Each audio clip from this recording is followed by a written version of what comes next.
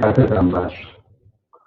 ئێمە جمعە هەفتەی مانگی دەی 1400 هەتایی کە بەرەمبەرە لەگەڵ حوتی ژانڤیەی 2022 زاینی من ئاکۆ لێڕای هەوڵانی هەڵکارم لە بەشی تکنیک لە خزمەتتان دەێت بۆ پێشکەشکردنی بەرنامەی ئارش. بۆ بەرنامەی ئەمڕۆمان دەمانەوێت باسەکەین لەسەر بزوتنەوەی شۆڕژیانەی خەڵکی کوردستان و دەور و نەقشی کۆمەڵە لەناو ئەم بزوتنەوەیەدا. ئێوەی خۆشەویستیش دەتوانن لە ڕێگای ژمارە تەلەفۆنی 246 702 61 67 64 لە ڕێگای تۆڕی ئەنتەرنێتی واتساپ بەشداری تەوەری باسەکەمان و لە ڕێگای نامە یا دەربڕینی ڕاوبۆچوونی خۆتان تەوەری باسەکەمان لەگەڵ بەوە بکەن. بۆ بەرنامەی ئێوەمان هاوسێکردنی تەوەری باسەکەمان داوامان لە هاوڕێ جەماڵی بەخشپور کردووەکە بێت لەم بەرنامە بەشدار بێت و باسەکەمان لەگەڵ هاوسێ بکات.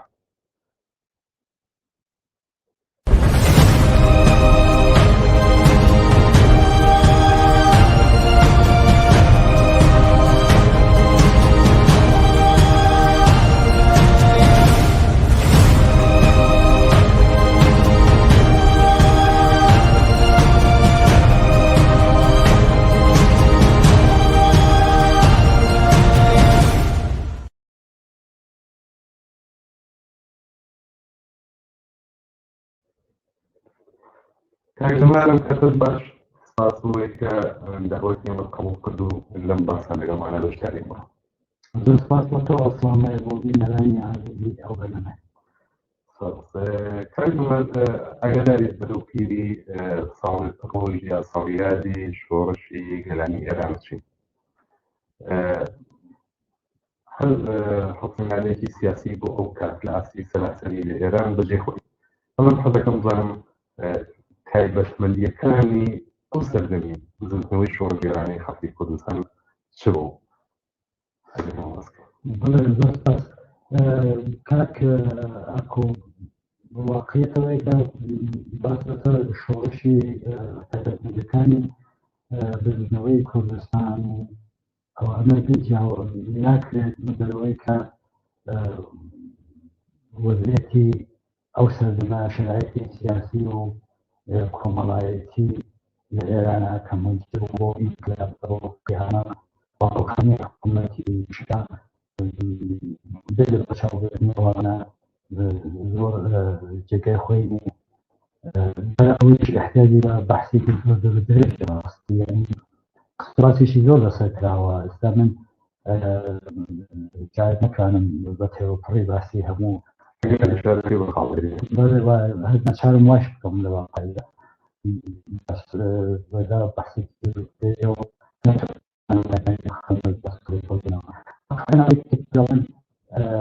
قیادی 57 یا بەعەزم پێوەڵێن ئینقلابی 57 لە واقعدا بۆ خەڵکی ئێران ئەکسەرێتی خەڵکی ئێران نێران بە شرایەتێکی زۆر سەخت و ناخۆشە بەسەریان دەبرد.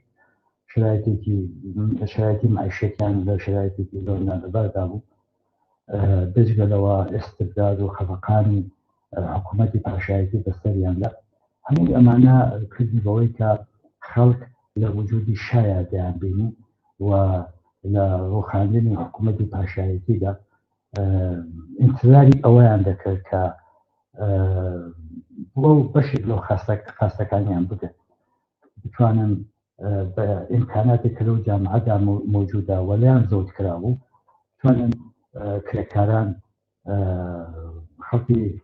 زەحمەتکێش وە کەم دەرامەت لە وڵاتی ئێران لە شوێنەکانی جۆگەجۆر بتوانن ژیانێکی مناسب بۆ خۆیان دەست دەکەن. لە واقعدا ئەو لە بنەڕەتدا ئەساسەن بۆ ئەوە بوو و ئینقلابی ئێران ئینقلابێک بوو ڕاپەڕینی خەڵکی سەراسەریان ڕاپەڕینێک بوو دژی فساد و گەندەڵی دژی سەرکوت و خەبەکان و بۆ بەدەستێنانی ئازادی و بەرابەری و بۆ دەستەبەرکردنی ئەو ویستانە کە دەیتوانی ئاڵوگۆڕی لە ژیانیانە بوجود بێت. بەڵام ئەگەرچی خواستێکی عمومی بوو بە دەلیلی ئەوەی کە خەڵکی ڕاپەڕی و هەواکێشانە بەگە بەشی زۆری خەڵکی کرێکار و زەحمەتکێش لە حیزبی خۆیان بێبەری بوون، جریانی ئیسلامی توانی سێنتەرەی بەسەردا بکرێت و بە تەوهمێکی مەذهبیش کە لە نێو خەڵکا بوو متەئەسفانە ئەو ئاوات و ئارزوانە هەموو چووە کاناڵی مەذهبیەوە یا بەشی عومدەی چووە کاناڵی جریاناتی مەذهبیەوە و ئەوان توانیان سوکانی ئەو ڕاپەڕینە بەدەستە بکردن و سوار مەوجی ئینقلاب و لە واقعدا ئینقلاب بۆ شتێکی تر بوو ئەمان مەسیرەکەیان گۆڕی هێنان لە شتێکی تر بۆ دامەزانی وایە مشکلە ئەوەیە کە حکوومەتێکی ئیسلامی لەسەر کار نەبووە و هەموو ئەو جێوەست و هەموو ئەو مشکلاتە کە خەڵک لە ژیان هەبوویان و هەموو ئەو خەپەکان و ئستبداد و هەموو ئەو فساد و گەندەڵیان هەموو ئەو شتانی کە خەڵک بەدەستەوە لە ئازادا بوو لە سەرشانی قوتان گویا لە نەبوونی حکوومەتێکی ئیسلامیدا بەڵام ئەرێشم بەدەچوندا خەڵکی کرێکار و ڕەحمەتکێش بە تایبەت کرێکارانی کە نەقشێکی زۆر بەرجەستیان بوون لەو ڕاپەڕینەدا بە دەلیل ئەوەیە تووشی ئەو تەوەهومە بوون و مەحروم بوون لە هێزی خۆیان و حیزبی خۆیان نەچار دوایەوە کەوت. بەڵام زۆری نەبێت کۆماری ئیسلامی دوایەوەی کە توانی سێنتەرە بەدەست بەسەر ئەو موجێ ئینقلابەیە بکرێت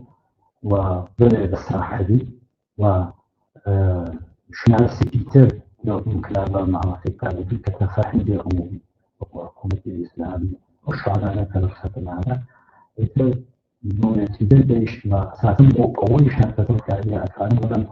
هێزە بۆ ئەم پرێنسەکانی زۆر تەواوەخە دەشتن بەڵکوژێ بە تەقدیمی ئێرانی کە بۆیان داوەکە خەڵکی کرێکار بەڵاتی بەدادە پێوی زەرگاری چەپە ڕادیکاڵ بتوانێت هێز پەیدا بکات زۆر سەریع بۆ نەتیجە گەیشتنەوە ئاساییەوە سازمان بدەن. بۆ ئاساییەوە سازماندن بۆ تەقدیم و زەرفی بەرچاوی بوو لەوەی کە ئینقلاب دامەشکێت. زەرفی بەرچاو و تجارەتی بکات لەگەڵ ڕادیکالیست تجارەتی بکات لەگەڵ هەرمی مەبوتونێکە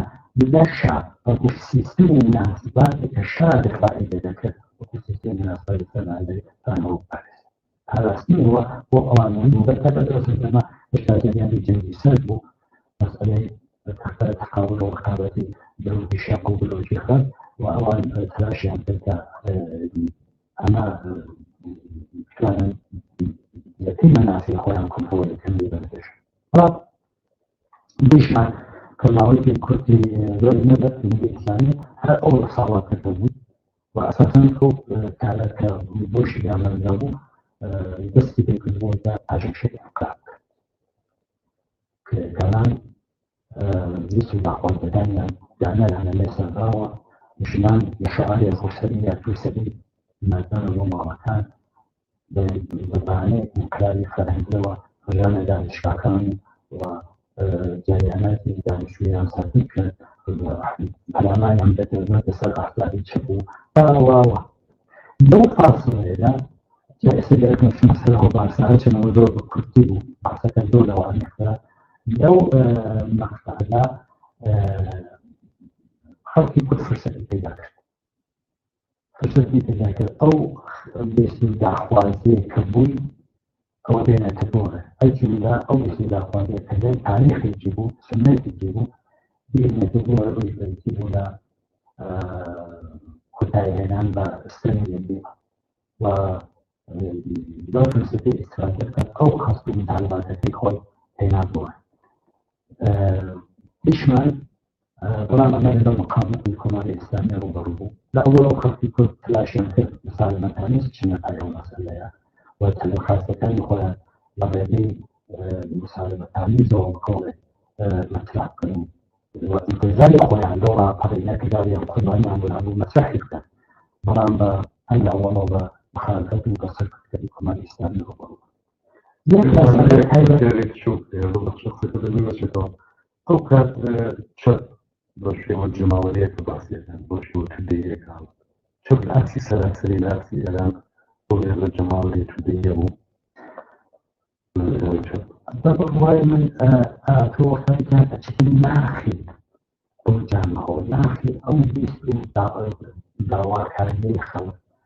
خەڵکی کرێکار و زەحمەت پێشەوەی نانیان دەکەیت داوای ئازادیان دەکەیت داوای مەسکینیان دەکەیت داوای ڕفاهیان دەکەیت بەڕوای من لە ماهیەتی خۆیدا چەپ ژیان داوای حەقی بەرابەریان دەکەیت وەزۆر لەو خاسانەی ڕادیکاڵ بوو بە طوری واقعی وبڵ اعتبارا من تعمل لجنة لأولا وكون ميل وكون بخشون وشو بشاو طبعا أنا يبغى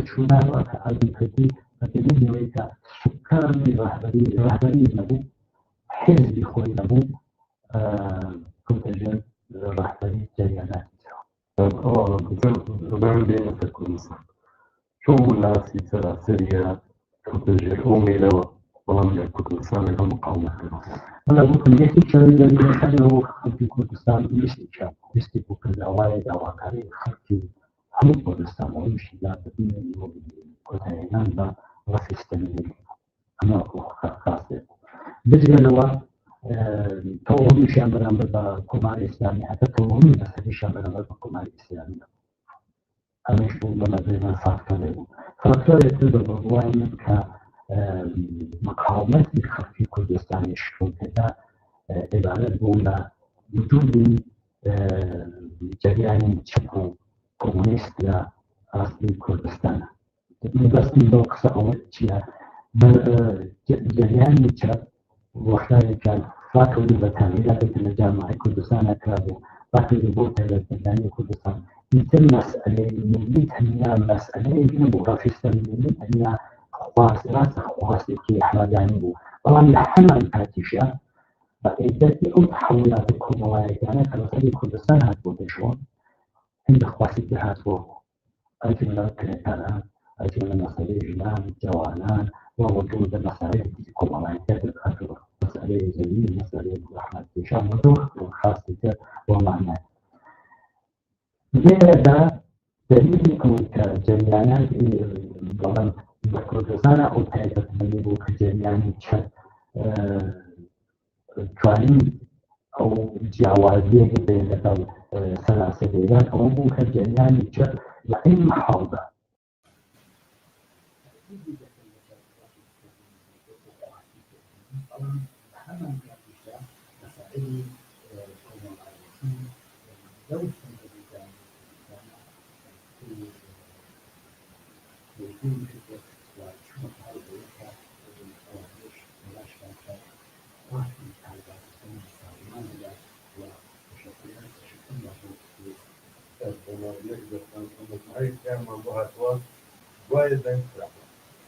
هذا الموضوع بشكلية صار مستشفى مشان السكان هذا داير بدو المكان كسوسكن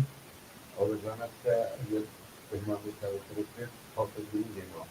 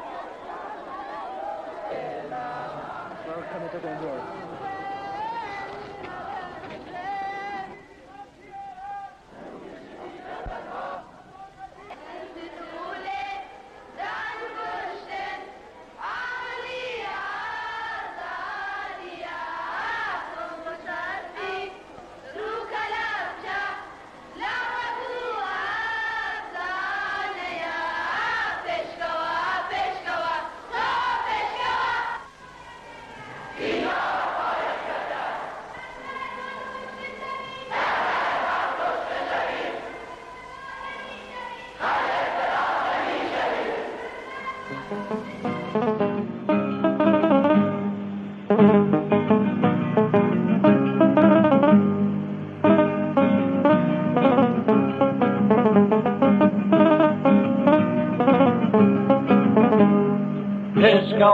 پێشکەوە تۆ پێشکەوە بۆ پێشاوای کوردی ئازاد بۆ پێشاوای کوردی ئازاد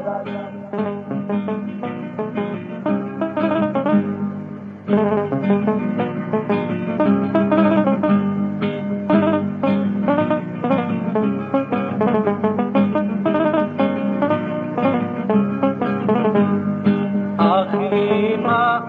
ژیانێم کونجی بەندی خانەیە ئەم کەلەبجە مەرحەمیزە میدڵی دێوانەیە زۆردەمێکە چاوەڕوانی زڕزڕەی زێنجیرەکەم سەیری ئەمزەن جیرەکەن وەک سێوەری شاهانەیە پێشکەوە پێشکەوە تۆ پێشکەوە بۆ پێشاوای کوردی ئازاد بۆ پێشاوای کوردی ئازاد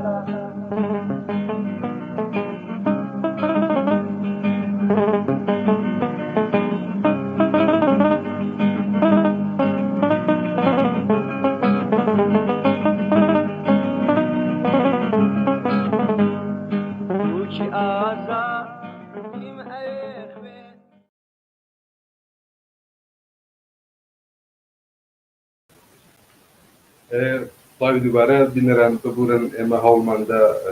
دەنگەکەمان چارەسەر بکەین هیوادارین تا ئێستێ ڕوویدا بێ دەنگەکەمان بەواضەحی بدات بەوەی خۆشی هەندێک پەیامان بۆ هاتبوو لەسەر کێشەی تەکنیکی و دەنگ کە هیوادارم چارەسەر بووبێ و تعدادێک لە بەڕێزەکان لە بانە لە سنە لە سەقەس پەیامی دەستخۆشییان نردووە بۆ بەرنامەکە و ئەوانیش بەڕای دەستخۆشی داوایان کردبوو کە ئەو کێشە تەکنیکیە بە چارەسەر بکەین بۆی کە توانن گوێبیستی بەرنامەکە بکەن.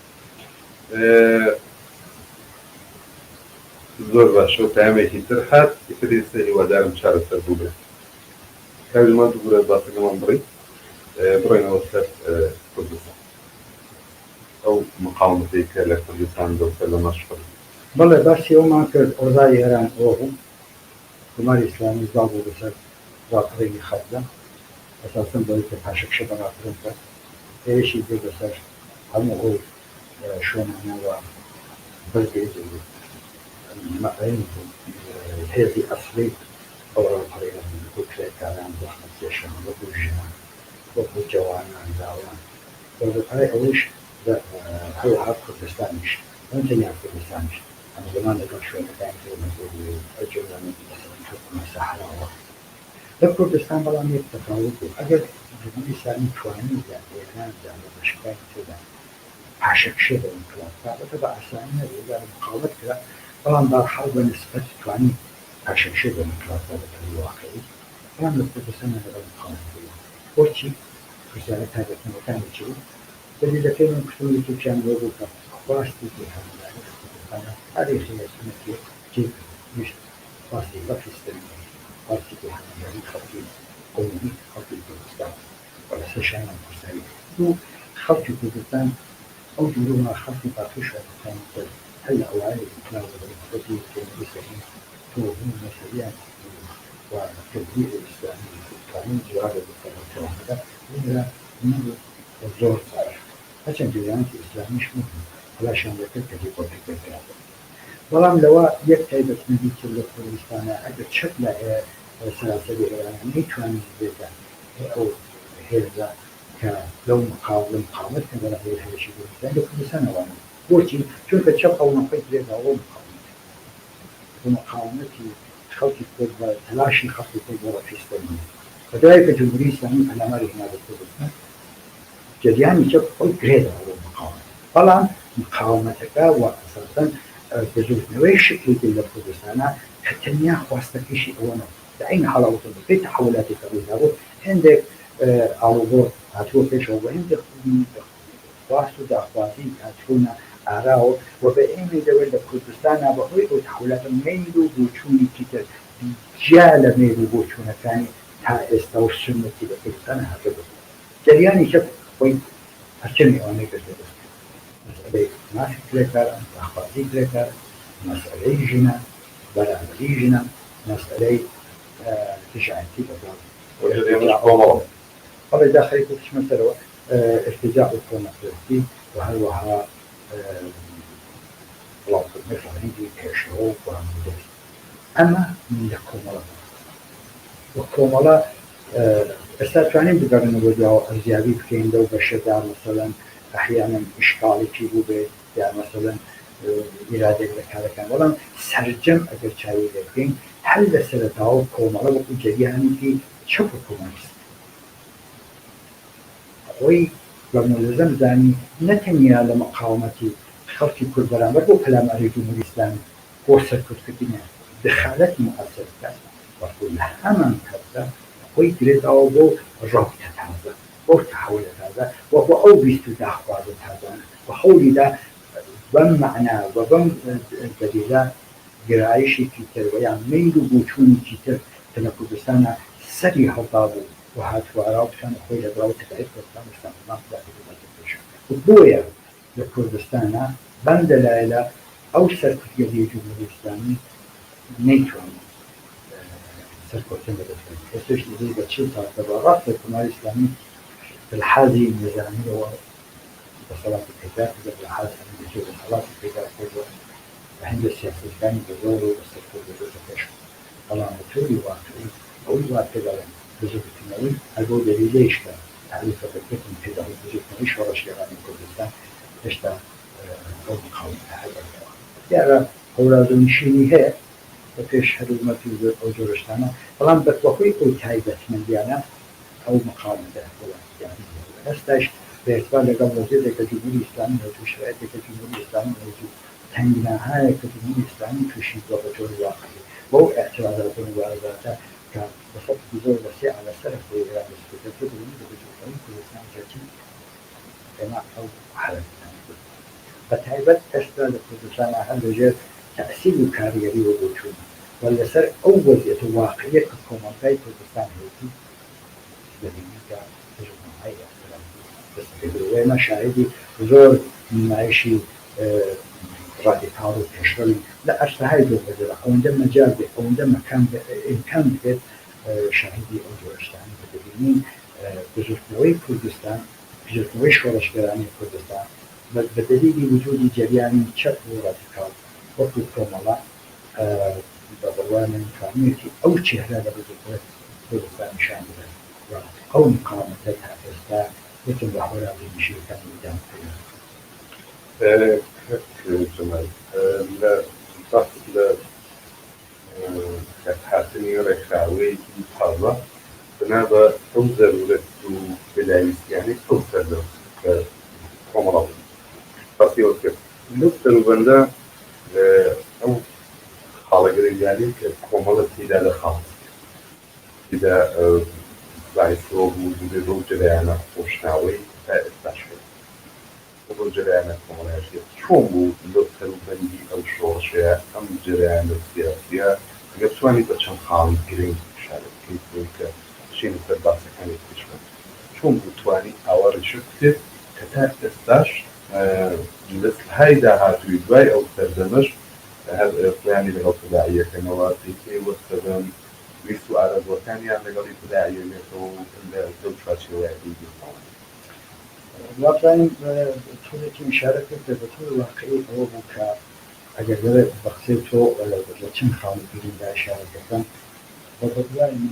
یەکێک لە مەسەلە مهمەکانی ئەوە بوو کۆمەڵە ڕەفی ستەمینی بوو وەختۆ خواستە هەمەگانی و ئەوەنیە کە خەڵکی کورد بودان و ئەو ستەمە کە لەسەر شانی خەڵکی کوردستان قورسایی دەکرد بە بەدوای من خۆی پێوە و چونکە ئەو سەردەماگە چاڵەکەن جەریانکی چەپی زۆر گەورەتریش بوون لە ئاستی سەرەسەری هەمان لە ئاستی کوردستانیشە بەڵام بە دەلیلی ئەوەی کە بە دەلایلێک ئەو وەختە بۆ خۆیان بوویان زۆر لەگەڵ ئەو جنبشە لەگەڵ ئەو خاستە ئەوەنیە خۆیان تێکەڵاو نەکرد خۆیان بەدەخیل بدەن کۆمەڵە بە دەلیلی ئەوەی کە ئەوەی بە ئەشتی خۆی زانی و چون خاستێکی ئەو موضوع پێ وا بوو ئەوە دەبێت جوابی ئەو خاستە بداتەوە تەبحی بۆ بێت بەرنامەی بۆ بێت ڕێگە حەلی بۆ بێت و دەبێت تەلاش بکات پەیگیرانە بتوانێت بۆ ڕەفی ئەو سیستەمە هەنگاو ببێت بگوانم ئەمە خاڵێکی گەورە و یەک دەرسێکی گەورەی بەڕوانم بۆ کوردیچە کە بزانێت کەنیا بە عبارات و کەلیمات و یا تەنیا ئەوەی کە پێداڵم چەپ تەنیا مبارزاتی کرێکاری بۆ مانای نییە ئەگەر ئەوە ئاسڵیشە بەڵام کوردی کرێکار بە تایبەت مەسەڵەن لە کوردستانە زۆر مەسائلی تری کۆمەڵایەتی بەسەرشانی کوردستان ناتوانێت بە کرێکار بڵێن بەم بەشە تەوەجوه دەکەین بەڵام بەو بەشێکێک کە لە ژیاندایە ئەوسای دەکات تەوەجوه ناکات کرێکار لە هەمان کادا کە ئیستثمار دەکرێت و تۆ وەکو جەرایانێکی چەپ دەبێت دەلایلی ئیستثمار و چوونەتی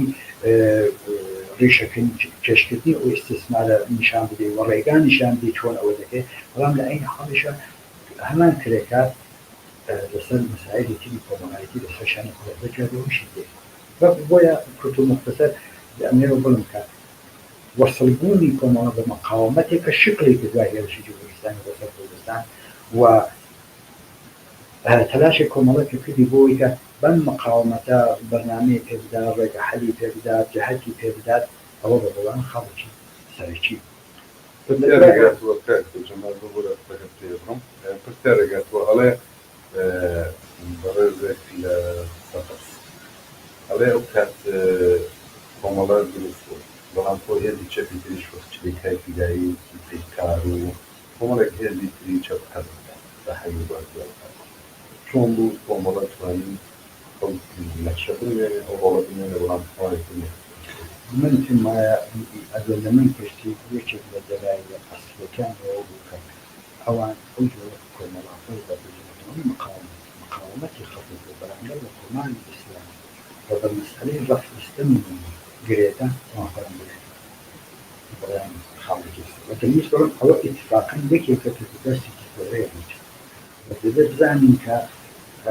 ئەو مەسایلە کۆمەڵایەتیە کە لەسەر شانی خەڵک و سایدەکە ئەمری واقعا کرێکارە و جریانی چەپ وەختێک ئەتوانێت بێت بە جریانێکی توودەیی کە بەرامبەر بەو مەسئلانە تەرق و بەرنامەی بێت دەخاڵەت کە بە بتوانێت سازمان من ئاوا دەبێت کۆمەڵێک پرسیاری جۆرە زۆر نیش دەبێت جۆرێک تەنزیمی کە وەڵام بە پرسیارەکان بدەمەوە هەندێک پرسیار کە تایبەت بە درێژەی بەرنامەکەیە لێوان زەویر بەبن داهێنین بۆ دوایی بەڵام ئەوەی کە لە درێژەی ئەم باسیایە با من ئەوانە ئەگەر مەجال بدەیت کاریگەمەند بەشتی باسی لێ بکەم بەڕێزێک لە سەقەت پرسیاری هەیە ئەڵێ ئەم قسە تاریخیانە کە لە انقلابی داهاتوو دوای ڕۆحانی کۆماری ئیسلامی ئەیکات کە حیزبێکی زۆری هەیە ئایا چەپ کۆمونیستەکان شانسێکیان هەیە بۆ انقلابی داهاتوو ئەوزە ئێمە جارێک لە سەردەمی کەلایۆ هەبدووەوی دەدۆ باسی ئەگەری سەرهەڵدانێکی جەماوەری ترەکە و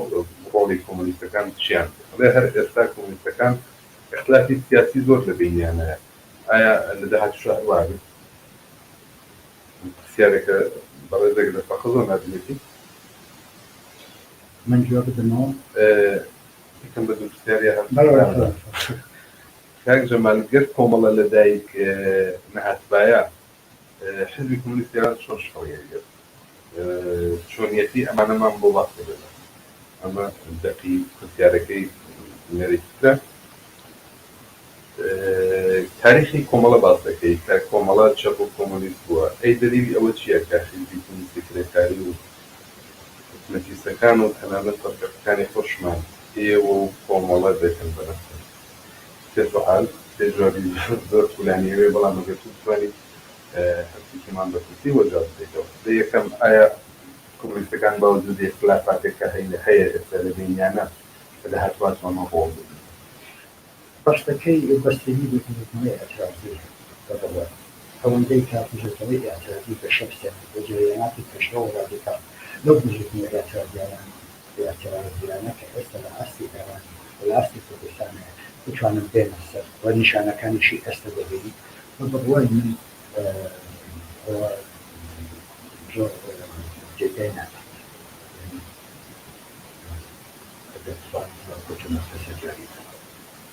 أو إسرائيليا كتسيبوي ترجمة ذكرهم على لديك نباية طبعا واي من حزبكم أجل بقري وقت كان في شمان فوق كارو زحمة ديش لدوران قيام دا أريكي أو قيامو يتسشينا قربانيان دا بلان دين مصاحب هيتش ده حزب خوانا أنا بقول حزب خوانا يعني ضرورة مبارزة سياسية طبقاتي برو أود دهانبار رابع دبيت رهبرية بدست موجود أنا قلت مشان كان شيء تدير غير رهبرية كذا كان أو حركة جماعية برو مسيرة كذا غير رهبرية كذا وجهات كذا غير شده أو قرباني أنا أو زحمة أنا أشد جلباوي أو أنا أشد من في ما كان قوي يعني أجر كملا أو كردستان لما حدودي كردستان ممكن ما يكا حزب كومونيست أساسا بدي لسر أول فلان آية أنتو كملا نبيا حزب راسينا زاني أشوالكم وشون فلان أساسا قلت نبيجن كا ضرورتك بو مبارزة سياسية توقف فلان حزبك ربطي بالجامعة حزبك لو جامعة يو البلد تأثير والبلد تأثير داني حزبك نبي كتعداد دروستي ذاك و نتوانت أو بيوندو ارتباطات تنقاو بالباقرات استا هر حزبك وحتى كومرش على رغم موقعية جوازته نتوانت أو بيوندو تنقاو بالباقرات وجوابي نياز وداخوازي أو بجوتنا كومرايت يعني نلاتو وخوي بوانو جرينادات وبغوانا شانسي تنانا واقعية ويكا مبارزة سياسة طبقاتي بميدي من مكسيتنا تبرو وخوي لإدامي خوي دا لغوستريشي خوي دا ريغا كان خوي أدوزيتو أما قصكم ويا حزب كومونيستي أو حزب كومونيست لإدامي مبارزاتي كريكاران عليه سيستم ومناسبات ظالماني سرمایه داری أما بسنة نهاية دقن بويكا دبيت تشكل دوس كان دبيت رهبر يعني هبيت أو برودن بنابرين بويكا بتوانن لما عادلات السياسية بتخالكن دبيت حزب خويانا كريكاران حزب خويان دوستكن پیشروانی كريكاري حزب خويان دوستكن وبرامن أما ممكنة أما عملية واستشواك على البدء أنا أجد شايف بسر إحداثات المبارزات أم دوري جمهورية إسلامية بشين بالنسبة مثلا تصل الله وفيش هندي پیشرفت بي ناكافية ولا من روان ذاك دستي من نازل حزب كومونيستي إيران درست به معناه كمن تعريفي ذاكم يعني راقص كم لسرويك من أوات شاول حزب كومونيستي إيران يكا آيا كوم الله نبويا حزب كومونيست درست بو يا بسكي براستي كما أجل درست شوية جينا أجل وبداخل أجل دلائي وش كوم الله بو حزب كومونيست من درست والله بدليل بنظري من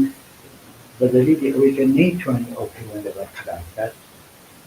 ودور بول جماعة ودلائل ترتنيا وجدليل دلائل تر نيتواني أوجي كوتي بكذا ونيتواني وصل بزوجي أول دروس كرابو أوي كأساسا بوشون فيش أو محيبة دلائل كاري بتو والله ميتر فرصة المجال نبو خفقان صرفت وزور دلائل تر أو فرصة المكو إمكاني وأم حزب درسنا كلام حزب نيتواني أو أن بيوان دباركرات طبعا آية أمد تواني أو حزب بيت أما فيش بيني كيبو من أساني طبعا باش بعرفون باورن برافقتم حزب جي هواي فيما ضرورية فيما لازمة فيما يكي لنيازي مبارزة طبقاتية كطبقين كارجات وخلقي كذا كارو زحمة كيش كميروي أصلي وجودنا وهاي اجتماعي هو أنا ده حزب خوان حزب خوان نه حزب يعني موجود الحزب طلبت عندي من نازان من بشوالكم احتياجي بألوظة جدية حزب أكادير الوكالة احتياجي بألوظة جدية واحتياجي بزور كاريبوك أبم روالو بم روشو بم رفتارو بم فرهنگو بم وسيتكيستي من زحمة تجمعك سؤال كلمات ثم بدور جنرال مركز لنا أو قبل باش اختلافات انشعابات وبجريان کۆمەڵایەتی توودەی یەک دروست بوو کۆمەڵێک ئینسانی شۆڕژیە و کۆنی پێوەی وەفە بوو گیانفیداییان بۆ کرد سیاسەتی دروست و جاوەفتادی ئەو سەردەم هەتا ئێستاش ئەباتە بەرەوە بەڵام ئەم هێز و سیاسیە تووشی انشعاب بێت تووشی جیابوونەوە بێت تووشی اختلاف بێت هەرچەند ئەمە تۆڵێک مەجموعە پرسیاری تعدادێک لە هاوڵەکانە لە بینەرانی بەرنامەکەیە بەڵام مەجموعەن نەگەدمێ کولکەمەوە ئاوا ئەم جەرایانە سیاسیە بۆ هەموو ڕۆڵە باشە مثبەتە کە لەناو بنووسنەوەی کوردستان بنووسنەوەی شۆڕەژێرانەی خەڵکی کوردستان وەباتی بنووسنەوەکانی تر لە کوردستان بێتی دواشم پاشەکشیانە چییە ئەمیش عاداتانە بۆ کاری چیە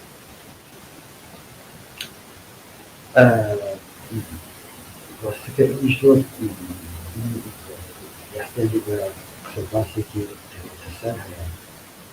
چاوەڕوان نەدەڵێن چما باسیەوە بەڵام واقعیەتە بڵێ جریانێکی کۆمەڵایەتی وەکو کۆمەڵا طبیعەتەن لە جامعەی خۆی تاثیر بکات ئەوە تحولاتی لە جامعە تاثیر بکات بە تاثیری شتێکە بتبعەتەن تحولاتێکی لە جامعە بۆکات لەبێ هەڵمەدانی کەس ببێت وەختی کارین کەسی بەریابێت ممکنە بێوەچوونی جیاوازیش بێت کە بێوەچوونی جیاوازیش بێت مشکلات بێت بە نەهایەتەن ئەگەر ڕێبازەکە جیابوو منتەزە ئیشعاب بێت ئەو تایبەتی کۆمەڵیش نییە بە هەموو جەریانێکی سیاسیدا تەنانەت لە جەریانێکی ڕاستیشە اتفاقە زۆر دەکەوێت من بەشماڵکۆم عاملی قسەکەی دەوە دەزانم کە نابێت دەبێتی ئەو مەسئلە دەبێت سەرکۆ بۆچوونهای متفاوت کە لە تحولاتی ناو جامعەدا نوێی بۆکردن و تعریفێکی جریان ممکنە دەبێت لە بازێکی تر شکڵ ببێت بەبێ نەتیجە دەبێت شعب اتفاق بۆ بەداخەوە لەبیرە من جارێک هەوڵبرای عەلیزادە لە کۆبوونەوەیە کاتیبایش مەکتوب کراوە دەبێنش بڵاو بوو لەم باس لەمە وای فەرهەنگەکە کە لەنەو جێرانە چە بە هەموو مەسەلە خاوەنیانەوە ئێران تایبەتی ئەو فەرهەنگەی کە بۆ نمونە مثلەن باس لە مشاعباتی سلوکی دایە وایە مثلەن بەهەژوور شعب ڕووی داوە بەڵام بۆ چەند دانی یان لانیکەم بۆ یەکین دانی دەتوانێت بۆ کاری کۆمەڵایەتی لە کۆمەڵ فەسەن جامعەت سەندی بۆ بێنی کۆمەڵێکدامە بۆ کاری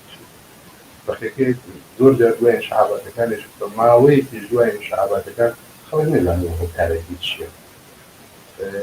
تۆ هەیگەرەوە بۆ فەرهەنگە بەنظر من ئەوە بەشی بەسی بەشی بە زەبان من بنەڕاتیە بەڵام زۆر جاریش دەبینی وەختی کانێکی ئینشعابی بەڕووداوە چاوی لێ دەکەی زۆر ئەو دەلیلی بۆ نابینی نەدانی چۆن تەوزیحی بدەیت دەلیلی مەسەڵەن لەمێ ئەمدا ئیتفاق بکرێ مەسەڵەن من دەزانم بعضێکیان بۆ ئەو مشاعرەکان تەوزیحی سیاسی بۆ بەڵام بعض الجريانات شيء اتفاقاتي هوايا توشي جاي بمراسي قبل توضيحني بوشي وايا اللي فيها كتباس كتباس صرف الهندي السياسي الهندي السياسي كان متأسفانا بالي تشاور بس تشبه فإنش اللي بتأثيرني تكش أو خصنا نظر سيكون معمولا افتراق كان ولدتك كان اشتراك كان معمولا آرمان وعقائد خۆی دەخاتە جێگەی ئارزوەکانی دەخاتە جێگەی واقعیدا زۆرتر بە کەلیمان کە عیبارات بتێکۆشەوە من بەشباڵەکۆم بە شتێک کە تۆ بژێڕەوەکان داکرد جارێکیان دوو جەریان هەروانەی کە تۆ ناوەگرتم تووشی ئینشعاب بوون ئەمە لەوەکێکەکان خۆزنامەیەکی دابوون کتێبی خوێنەرەوە جیابوونەکەوە وڵان سپاس دەکەم خوێندنەوە وڵان ڕاستەکەی لێ حاڵنە بۆچی هەرچی مراجعە بە ئەسنادتان دەکەم دەلیلێک بۆ ئیشعاب نابێنم جگە لەوەی کە ممکنە كلماتي أو عباراتك أو عندك كلمات وجملات تبين والله معناه واقعي سياسي ونابي كما توجد التحولات الجامعية دو وريد يا بير التأثير السعودي ويدوب في جواز شفت النابي تو أبي لطفي ممتاز والله فكرة ما بيش يجوز زحيدات بسامحين عليهم اختلاف كان هي اختلاف الجملات والله هل حاليا وكتشيلها Ręczek specjalny tego, nazywamy się, myślę, specjalnie, które jest mało. Como ela fez as cragunas, as craguni, quando a parte que gostam do jeito para gerente, que como ela é gerente, mas nem que caramba quando você fez o que não está não é antes. Falando do EPK, tinha que se considerar como ela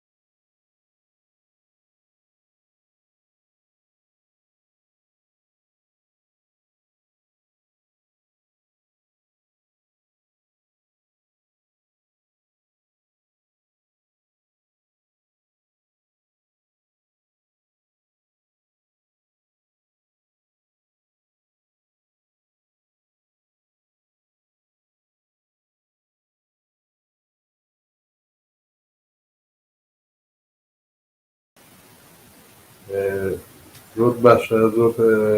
داوای لەبوور نەکەین دیسان لە حاڵ ئێمە هەوڵە دەین بۆ ئیمکاناتێک کە هەمانە دەنگ و خۆمان بگەێنیەوە بەڵام لەگەڵ کێشەی تەکنیکیە هیچمان پێ ناکرێت جارێکە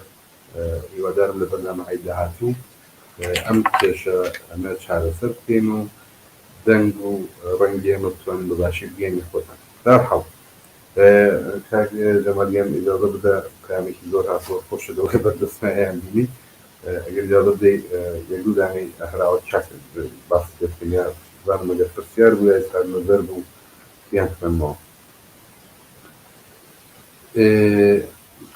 بە فارسیدا ڕفیقەمان دایناوە لە سنە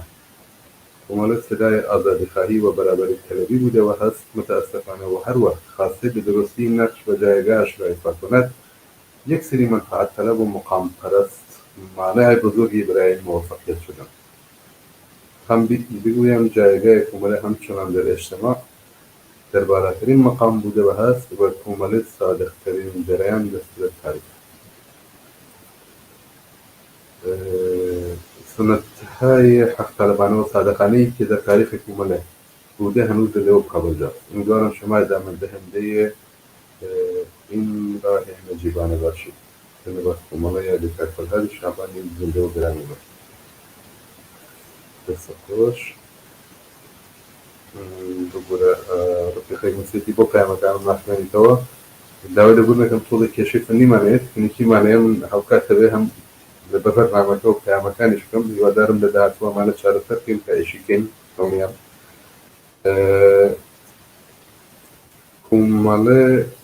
سلام خدمت شما و مهمان برنامه کاژدێما کۆمەڵە تەنها جریانی است که در متحد طبقه کارگر و مدن تنظیم کردستان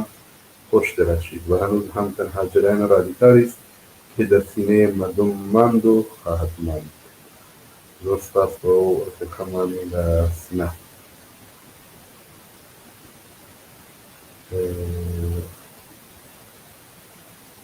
بەڕێزێک لە سەرپرۆسیەتی بەشێک لەم ئینشعاباتە کە لەناو کۆمەڵە ڕۆدا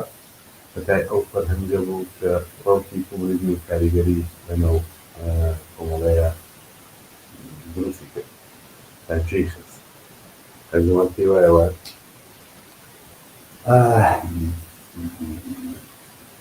پێش جریان ئەگەرەوە قبولکەین ئینشعابان ناو چریکە چی ئینشعابات ناو جریانات چەپی تراکە متاسفانە کەمیشنی زۆرۆ چی یعنی ناکرێت من پێم وایە کە ئەو جریانە متەئەسرە بە شدەتیش متەئەسرە بۆ فەرهەنگە و وەختێکیشیان ئێمە پێکەوە کارمان دەکرد عمومەن هەموومان متەئەسر بووین بۆ فەرهەنگ بە بەڕای من بەشماڵە خۆی تەئسیری بوو بەڵام هەمووی ئەوە خولاسەکردنەوەکەی بە بەڕای من بە تێگەیشتنی ئەمیقتر لە خودی فەرهەنگەکە کە لە ئەحزاب و جەریانات فراترن کۆزەتۆرمان دەکات بەڵام پێم وایە کە ئەو جەریاناتە بە شدەت لێ متەئەسر بوون و بەڵام ناتوانین تەنیا متەسەق بوانێت فەرهەنگێکە بە دەلایلی زۆر سیاسی ئیجتیماعی شکلی گرتووە و عمل دەکات و متاسفانە زەربەشی داوە لە جەریاناتی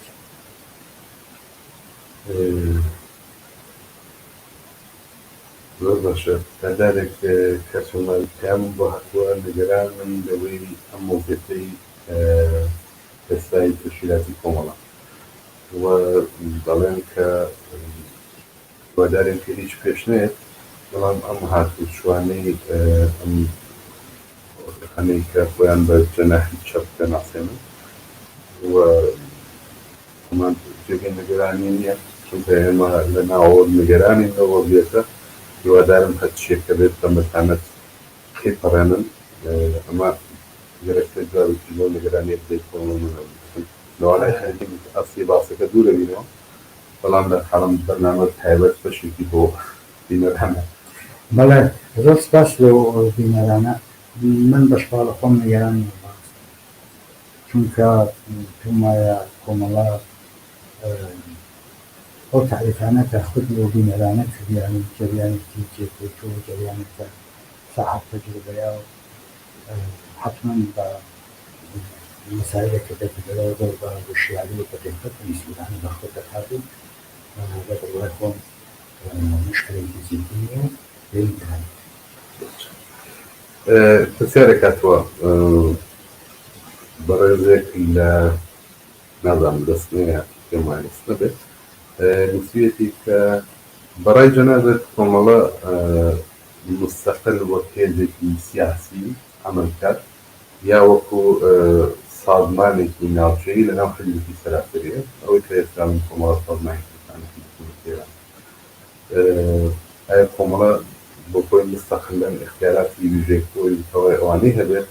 بە قازانجێتی بۆ داهاتوو بۆ ڕەوتێن و بارباتی داهاتوو یاکوونێت وەکو ئەو هەر وەکو ئێستا کە سازمانێکی یا بە چوارچێوەی جوغرافیایەکی دوات دیاریکرا و لەناو حکوومەتدا ئەو بینەرە خۆی نەزەری نەداوم کاک زەمان نەزەرت هەرچی بوو تۆضیحی بدە نا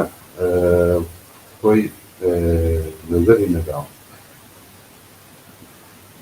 ئەمە یەکێک لە ئەسەندوزی استراتیژیمانە کە بژێتنەوەهای سەراسەری و بەتایبەت بژێتنەوەی کرێکاری لە هەستی سەراسەریدا بژێتنەوەی کوردستان دەبێت خۆی کەوت ماندوو و ئەساساً پێم وایە یەکێک لە ئەو ئاڵۆبۆڕە کە کوتمان ئەو تایبەتمەندیانە کە کوتمان لە بژێتنەوەی کوردستانە یەکێک لە تایبەتمەندیەکانی ئەوە بوو کە بژێتنەوەی کوردستان خۆی جیهانەکە دەبێت بژێتنەوەی سەراسەری و هەمیشە تەلاشی بوو کە بە جۆرێک لەگەڵ بژێتنەوەی سەراسەری تەداعی بێتەوە و بتوانێت لەگەڵ بژێتنەوەی سەراسەری هەماهەنگ بێت دەلیلەکانیشی پێشتر باس کراوە دەبێت بۆ ئەمە ڕێگە ببینێتەوە بە بڕوای من حزبی کۆمۆنیستی ئێران ئەو حزبەی کە لە مبارزاتی کرێکاری مایەی گرتووە نیروی گرتووە و لە تەلاشی کرێکارانی پێشڕەو بۆ ئەوەی کە مبارزاتی کرێکاری هدایەتکەن بیبەنە پێشەوە و لە تەلاشی فعالینی کرێکاری پێشڕەوانی کرێکاری بۆ ئەوەی کە تەبدیل بێت بە ئالتەرناتیڤێک بەرامبەر بە معادلاتی سیاسیدا عملکات بە بڕوای من یەکە زەروریەتە و احتیاجی هەیە کە کۆمەڵە خۆی بۆ وەسڵ بەڵام دوو بەحسەیە لە بابەتەوە دانیان ئەوەیە کایە کۆمەڵە جیابێتەوە گیانە ئایا کۆمەڵە وەکو سازمانێکی مستەقل بێت بە لەگەڵ ئەو حیزبە هۆکارەکاری یان بەشێک بێت لەوە حیزبە ئەمە بە خەڵ بەحسێکە هەیە قسەی لەسەر دەکرێت و من ئێستا تەرجیحەکەم قسەی لەسەر نەکەم بەڵام ئەوەندەی کە بەلای منە مهمە تأكيد لەسەر ئەوەی کە بزوتنەوەی کوردستان نابێتیابێتەوە بە بزوتنەوەی سەراسەری و تأكيد لەسەر ئەوەی کە کرێکاران بە خەڵکی زەحمەتکێش لە ئاستی سەراسەریدا بۆ خۆیان لە نەتیجەی مبارزاتی خۆیان لە بەندگی گسترشی مبارزاتی خۆیان پێشڕەوانی ئەوان فعالینی ئەوان بەرەو ئەوە بڕۆن کە سازمان بدەن بۆ خۆیان حزبی خۆیان هەبێت بە بتوانن وەکو ئالتەرناتیڤێک ئەو حرەکەتە جەماهوریە سازمان بدەن هیدایەت بکەن و لە معادلاتی سیاسیە بەرخۆ بکەن ئەوەی کە ببێ یان نەبێت ڕاستەکەی من ئێستا تەرجیحەکەم قسەی لەسەر نەکەم بەرحاڵ بەحس هەیە لەوارەکەەوە قسە هەیە کەگەڵ پرسیار لە بۆ خۆت بڵام شخصی ترە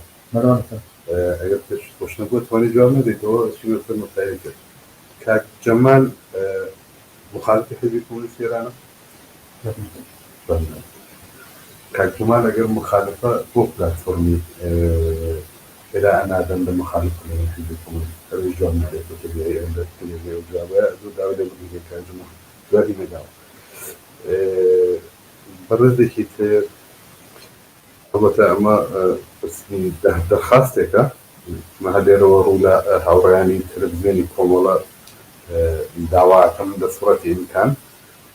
کۆمەڵێک لە پێشمەرگەکانی قەدیمی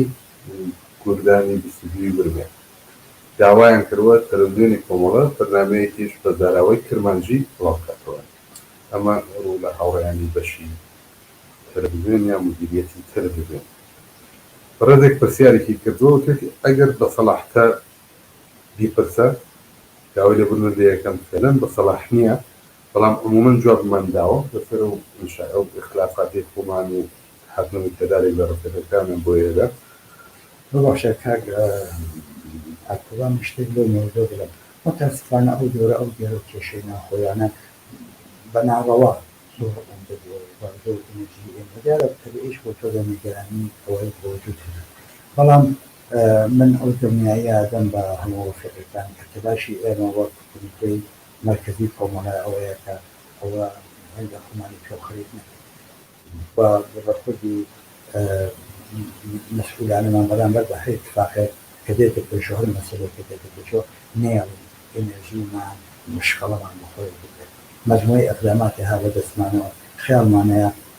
من جارێکیان لە بەرنامەیەکی تری پێشتریشە باسی کرد بە تووری واقعی مجاز نیم خۆمانی پێ خەریک چونکە بەڕاستی ئێستا مەسایلی زۆر مهمتر لە دەستوری کاری کۆمەڵەدایە ئێوە تۆجه بۆ بکە ئەگەر بەڕین کۆمەڵە خۆی لە بجوتەوەی خۆی تاریف لە بجوتەوەیەوە خۆی بە مەسایلی کۆمەڵایەتی و ماندووکردن خۆی جوابی بە مەسایلی کۆمەڵایەتی داوە سەرکرد هێنایەتی بکات سەرکرد بەرنامەی بۆ بێت سەرکرد نەخشێکی دابێت ئێستا ئەوەش هەر ئەوەی ئێستا لە جامعەدا تۆ چاو لێ بکەیت زۆر مەسایلی کۆمەڵایەتی هاتوونەتە بەرەوە زۆر مەسئلە هاتوونەتە بەرەوە ڕوویان داوە ئێستا ئێمە ئەوە دەبێت مەشغوڵی ئەسڵی نبێت و ئەگەر نیگەرانبی کۆمەڵە چ دەکات لە جوابدانە بۆوانەدا کۆمەڵە چ نەقشک و تەئسیرێکی هەیە لەسەر ئەوانە بەڵام من ئەوەی جێنێگرانی مەسایلی ناخۆیش ناڵم بێ ئەهمیەتن بەڵام بە بڕای من ئەو دەورەیە زیادە لە حەد متەئەسفانە ئەم دەکراوەتەوە دەبێت بچێتەوە سەر جێگای خۆ ئێمە خیاڵمان هەیە بەرنامەمان هەیە کە بۆ بخێنەوە سەر جێگای خۆی بە هێندا خۆمان و ئینەرژی خۆمان مەشغوڵی خۆمانی تۆ خەریک نەکەین بچێتە جێگای خۆی تر ڕێگە حەلیشمان بتوانین بە حەدی ئەقەلی بگەین و ئومیدوارم بتوانین ئەو کارە بکەین مهمتر بۆ ئێمە شتێکی تر ڕاستەکەی کاک جەمال چوار دەقەڵام کاتمەوە بەرەوپێری کۆنگراس ئەولویەتەکانی ئێمە بە جەریانی کۆنگرە و بەدوای کۆنگرە بە چەند خاڵ بۆمان بە بڕوای من هەرسەر بە قسانەدا بە بڕوای من ئەولویەتی کاری کۆمەڵە عیبارەتە لەوەی کە بچێتەوە سەر بنەڕەتەکەی خۆی